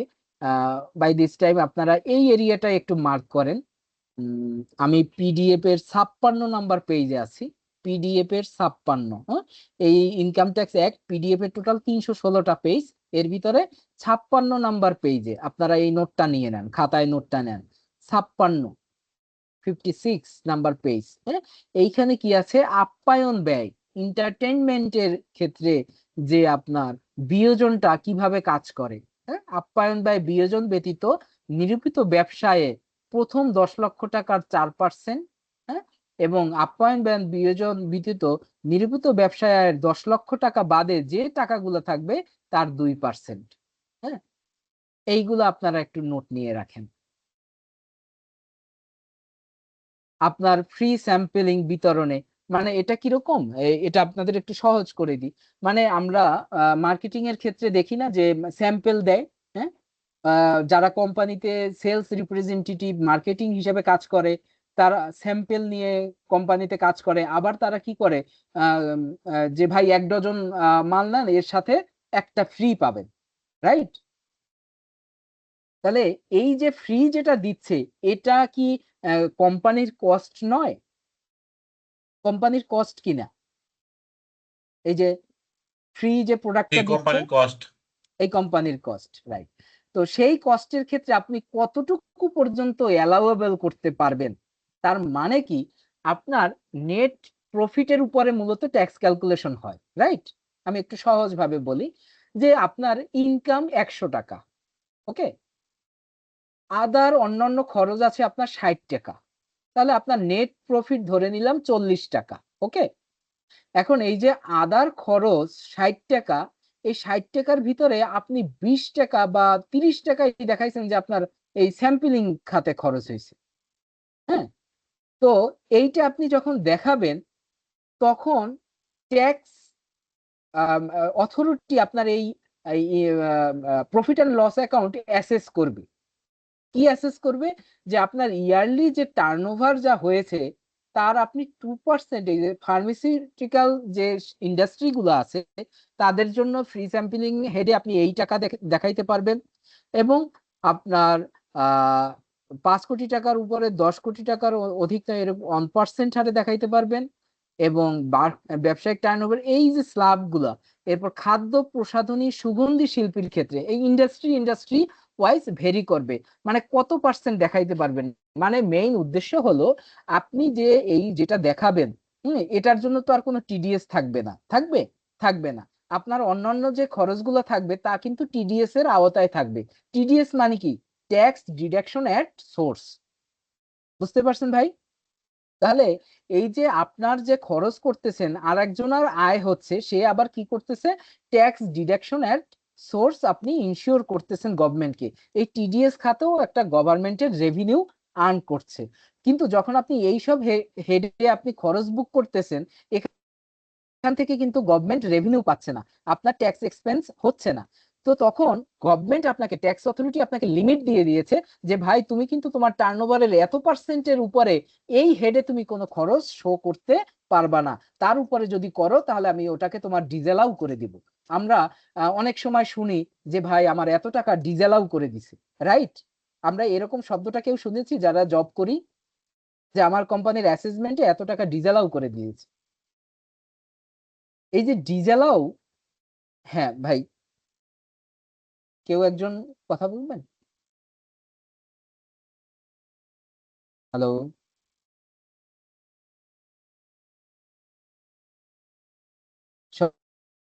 সবাই কি আমাকে শুনতে পাচ্ছেন? জি শুনতে পাচ্ছি। জি, শুনতে পাচ্ছি। ওকে, তাহলে এই যে ডিজেলাও শব্দটা, এই ডিজেলাওটাই হলো কি আপনার এই যে বিয়োজনের বেশি যদি আপনি আপনার প্রফিট অ্যান্ড লস অ্যাকাউন্টে দেখেন, তখন কিন্তু গভর্নমেন্ট আপনার এইটা মানবে না, এটাকে ডিজেলাও করে আপনাকে আদার ইনকাম হিসাবে ধরে সে আবার নতুন করে ট্যাক্স অ্যাসেসমেন্ট ট্যাক্স আরোপ করে দিবে। বুঝতে পেরেছেন? সো জি আমরা এই পর্যন্ত ছিলাম আজকের।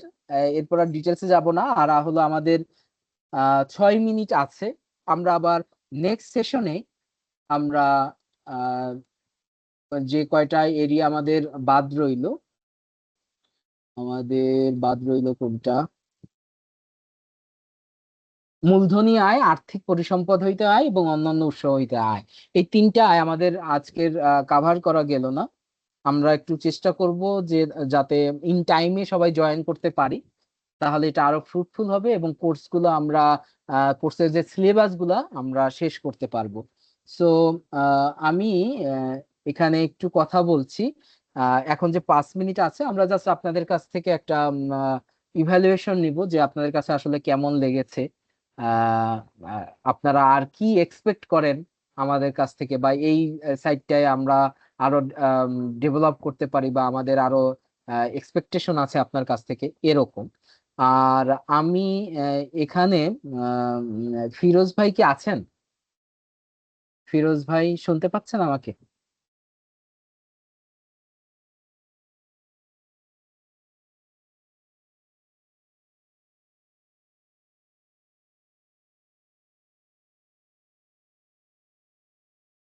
আচ্ছা, যাই হোক, ভাই মনে হয় শুনতে পাচ্ছেন না।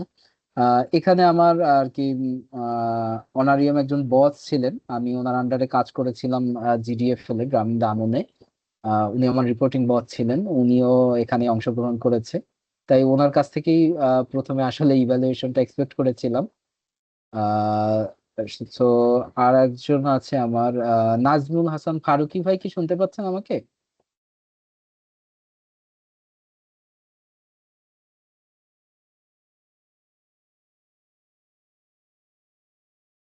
জি সাইফুল ভাই, আসসালামু আলাইকুম, শুনতে পাচ্ছি। ওয়ালাইকুম আসসালাম। জি ভাইয়া, উনি আমার ইমিডিয়েট সিনিয়র ছিলেন। আমি একটু সকলের উদ্দেশ্যে বলছি, আমরা একই অর্গানাইজেশনে একটা টাইমে কাজ করতাম। তো ফারুকী ভাইয়ের কাছ থেকে আমি এক্সপেক্ট করব যে আমাদের একটু 2-একটা লাইন বলা, যে ক্লাসটা কেমন লেগেছে, বা আমাদের কোনো ইমপ্রুভমেন্ট এরিয়া আছে কিনা, এরকম কিছু। হ্যাঁ, থ্যাংক ইউ সাইফুল ভাই। আসলে আমরা সবাই এখন ক্যামেরাটা অন করতে পারি, আহ, আমরা সবাই ক্যামেরাটা অন করতে পারি।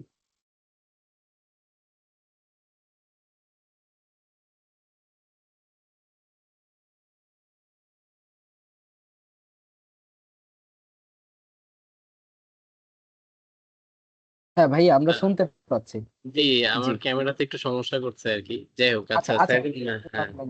জি ভাই।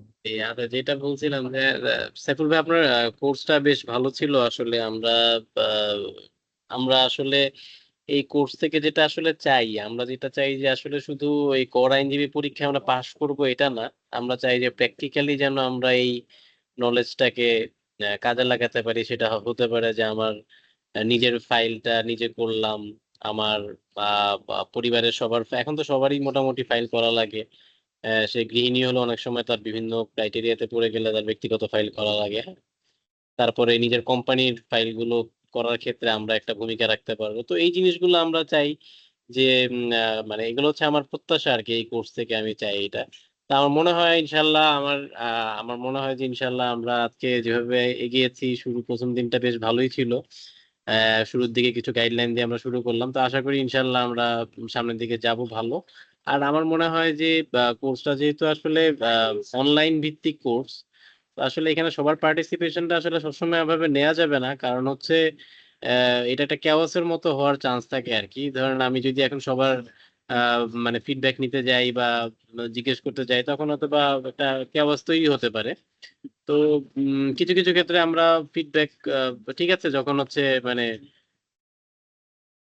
হচ্ছে আমরা ফিডব্যাকের মানে স্পেশালি খুব বেশি দরকার হবে, তখনই ফিডব্যাকটা আসলে আমরা নিতে পারি আর কি। আমার এটা জাস্ট একটা ছোট ইয়ে ছিল আর কি।